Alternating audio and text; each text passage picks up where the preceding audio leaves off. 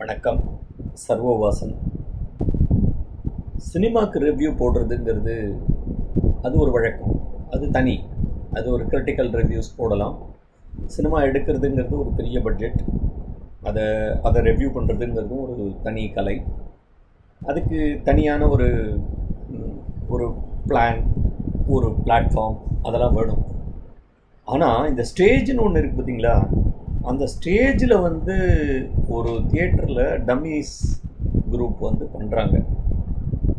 கடந்த 25-30 வருஷமாக இதே கண்டினியூஸாக பண்ணிகிட்டே இருக்காங்க. ஆனால் ஒரு முக்கியமான சமாச்சாரத்தை நம்ம இதில் பார்க்க வேண்டிய சமாச்சாரம் என்னென்னா, எப்படி பண்ணுறாங்க இவங்க அப்படிங்கிறது தான் பிக்கஸ்ட் கொஸ்டின். எந்த அளவுக்கு ஒரு பேஷன் இருந்ததுன்னா அந்த ஸ்டேஜுக்கு ஒரு மரியாதை கொடுக்கணும் அப்படின்னு சொல்லிட்டு ஃப்ரீ எல்லாருமே ஒரு 3 மணி நேரம் சந்தோஷமாக இருந்துட்டு போங்க அப்படின்னு சொல்கிற அளவுக்கு இந்த காலகட்டத்தில் 2024 ஃப்ரீயாக ஒரு என்டர்டெயின்மெண்ட்டை ஒரு டம்மீஸ் குரூப்பில் ஒர்க் பண்ணுறவங்க எல்லோரும் highly professionally skilled qualified persons, அவங்க தான் ஆக்டிங்கே பண்ணுறாங்க. சினிமாக்கும் ட்ராமாக்கும் அடிக்கடி நான் சொல்கிறது,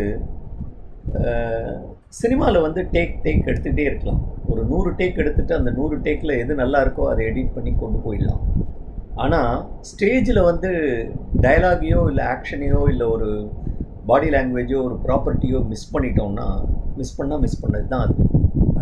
அந்த எரரை யாராலையுமே ரெக்டிஃபை பண்ண முடியாது. பீடிகை ரொம்ப பலமாக இருக்கே அப்படின்னு பார்க்குறீங்களா? இப்போ ஆஃப் லேட் பார்த்திங்கன்னா ஒரு வித்தியாசமான ஒரு தலைப்பை நம்ம ஸ்ரீவத்சன் குரூப் எடுத்துகிட்டே இருக்காங்க. an excellent way of presenting things பார்த்திங்கன்னா தோற்ற மயக்கங்களோ அப்படின்னு சொல்கிறாங்க, காட்சி பிழைகளோ அப்படின்னெல்லாம் ஒரு கேள்வி வைக்கிறாங்க. அந்த பாரதியாரோட வரிகளில் வந்த மாதிரி மேவும் விரல் நான் உனக்கு நீ உனக்கு அந்த மாதிரிலாம் எழுதுகிறாங்க. ஸோ நீ வீணையடி நீ எனக்கு அப்படின்னு எழுதுகிறாங்க. இந்த இங்கிலீஷில் ஒரு ஃபோர்ஸிபிளாக ஒன்று சொல்கிறதுன்னு ஒரு பழக்கம் இருக்கும். அது மாதிரி ஒரு சென்டென்ஸை ஆரம்பிக்கும் போது ஷூர் ஃபார் சர்டன் அப்படின்னு ஆரம்பிப்பாங்க சில பேர், சர்டன்லி நாட் அப்படின்னு ஆரம்பிப்பாங்க. அந்த மாதிரி இவர் ஒரு வித்தியாசமான கோணத்திலேயே தான் இந்த பெயர்களை செலக்ட் பண்ணுறாரோ அப்படின்னு கூட தோணுது. சரி, இந்த தோற்ற மயக்கங்களோ அப்படிங்கிறது ஒரு மர்டர் மிஸ்ட்ரி அப்படிங்கிற மாதிரி வச்சுக்கோங்களேன். ஒரு ஷெர்லாக் ஹோம் ஸ்டோரி மாதிரி ஒரு விஷயத்தை கொண்டு வராங்க. இதில் இந்த கதை வசனமாக இருக்கட்டும், இல்லை இதனுடைய ஸ்டோரியினுடைய பிளேயாக இருக்கட்டும், உள்ளுக்குள்ள இருக்கக்கூடிய மூலக்கதையாக இருக்கட்டும், அதை எடுத்து நீங்கள் பார்த்தீங்கன்னா கடைசியில் முடிவு கூட மக்களுக்கே ஒரு சின்ன சந்தேகம் வர அளவுக்கு ஒரு விஷயத்தை கொண்டு நிறுத்தி கொஸ்டின் பண்ணி விட்டுடுறாங்க. Beautiful way of presenting things என்னென்னா, இந்த ஃப்ளாஷ்பேக் அப்படின்னு ஒன்று சினிமாவில் காமிப்பான். அது ரொம்ப ஈஸி. ஏற்கனவே எடுத்த ஷாட்டையே திருப்பி எடிட் பண்ணி அதையே போட்டு போயிடலாம். ஏன்னா அதில் மிஸ்டேக்ஸ் வரதுக்கு வாய்ப்பே கிடையாது. ஆனால் பிரேமா சதாசிவம், அவர் ஸ்ரீவத்சன், அதுக்கப்புறம் அந்த நம்மளுடைய ஸ்ரீதர், அவர் ரீக்ரியேஷன் பண்ணணும் அப்படின்னு சொல்லிட்டு ஒரு வக்கீலாக வராரு. ஸ்ரீதரன்னா வக்கீலாக அதை ரீக்ரியேஷன் பண்ணுறதுக்கு சொல்ல வைக்கிறாரு. அதை சொல்ல வைக்கும்போது அதே டைலாகு, அதே மாடுலேஷன், அதே பாடி ஆக்ஷன், அதே லாங்குவேஜ், அதே ப்ராப்பர்ட்டி மேனேஜ்மெண்ட்டு, அதே செட்டப்பு, ஒரு இடத்துல கூட ஒரு சின்ன மிஸ்டேக் கூட வராமல் ரிப்பீட் பண்ணுறாங்க. இப்போ புரியும் நினைக்கிறேன் நான் ஏன் சினிமாவோட இந்த ட்ராமாவை கம்பேர் பண்ணேன் அப்படின்னு சொல்லிட்டு. இதுக்கு ரிவ்யூ கொடுக்கறதுங்கிறது ரொம்ப பெரிய விஷயம், ரொம்ப கஷ்டம். அவ்வளோ ஈஸியாலாம் குறைகளை சொல்லிட முடியாது. குறைகளை நான் சொல்கிற வழக்கம்தான் எப்போதுமே. ஆனால் இந்த தடவை ஸ்ரீவத்சனுக்கு ஒரு பெரிய பாராட்டு கொடுத்தே ஆகணும். யூஸ்வலாக நான் எஸ்ஜே சூர்யாவை அவருக்கு வெறும் டைரக்ஷன் தான் பண்ண தெரியும், நடிக்க தெரியாது அப்படின்னு தான் நான் சொல்லி என்னோடய ரிவ்யூ ஃபுல்லாகவே சொல்லுவேன். அவர் பேசாமல் டைரக்டராகவே இருந்திருக்கலாம், எதுக்காக அவர் சினிமாவில் ஹீரோவாக வரணும், வில்லனாக வரணும் அப்படின்னெல்லாம் நான் கூட நிறையா சொல்லியிருக்கேன். ஆனால் தனுஷ் ஒரு டைலாகில் சொல்லியிருக்கிற மாதிரி, எங்களை மாதிரி ஆளுங்கள்லாம் பார்க்க பிடிக்காது, பார்க்க தான் பிடிக்கும்னு சொல்கிற மாதிரி, அந்த மாதிரி டைலாகில் இல்லாமல் இந்த வயசுலேயும் தான் ஒரு நல்ல ரைட்டரோடு இருக்கிறதோடு இல்லாமல் அவரே நிறைய ட்ராமாவில் நடிச்சிருக்காரு. இந்த ட்ராமாவை பொறுத்த வரைக்கும் நான் சொன்ன ஒரு விஷயத்திற்காக, இந்த சர்வோ ஸ்ரீனிவாசனுடைய ஒரே ஒரு விஷயத்திற்காக அத்திம்பேர் சொன்னார் அப்படிங்கிற காரணத்துக்காக தன்னுடைய பாணியிலேருந்து விடுபட்டு ஒரு நல்ல நாடக கலைஞனாகவே தன்னை மாற்றிக்கிட்டு அந்த டயலாக் டெலிவரியில் கூட அவள் அண்ணாக்கு ஈக்குவலாக யதார்த்தமாக பேசக்கூடிய ஒரு சாதாரண பிரேமா சதாசிவத்தினுடைய பையனாக வந்து அவர் வந்த சீனில் எல்லாத்துலேயுமே நடிச்சுட்டு போனது ஸ்லாக் இல்லைன்னா ஒரு பாஸ் அப்படின்னு சொல்லுவோம். அந்த ஆர்ட்டில் வந்து ஸ்டேஜ் ஆர்ட்டில் வந்து டயலாக் எழுதும்போது பேசும்போது என்ன ஆகிடும், எனக்கு என்டர்பிரனராக ஆகணும்னு ஆசை, என்கிட்ட பணம் இல்லை, 25 லட்சம், இந்த மாதிரி நிறுத்தி டயலாகை ஒரு தொக்கி எழுதக்கூடிய ஒரு பாங்க நிறையா ரைட்டர்ஸ் எழுதியிருப்பாங்க. ஆனால் அதே டயலாகை நம்ம ஸ்ரீதர் அண்ணா பேசும்போதோ இல்லை இப்போ ஸ்ரீவத்சன் அண்ணாவோ பேசும்போதோ அவள் பாத்திரத்தோடு ஒன்றிடுவாங்க. அவங்க எப்படி பேசுவாங்கன்னா, அவங்க சொல்லும்போது சாதாரணமாக வரும்போது, என்னம்மா கமலா காப்பி ஆகிட்டா, ஏதோ கழனி தண்ணி மாதிரி ஒன்று வச்சுருப்பியே, அதை கொண்டு வந்து கொடு, அதை நான் சாப்பிட்டு போகிறேன் அப்படின்னு பேசுகிற ஒரு யதார்த்தத்தை நம்ம டம்மீஸ் ட்ராமாவில் நம்ம ஸ்ரீதரும் ஸ்ரீவத்சனும் கொண்டு வருவாங்க.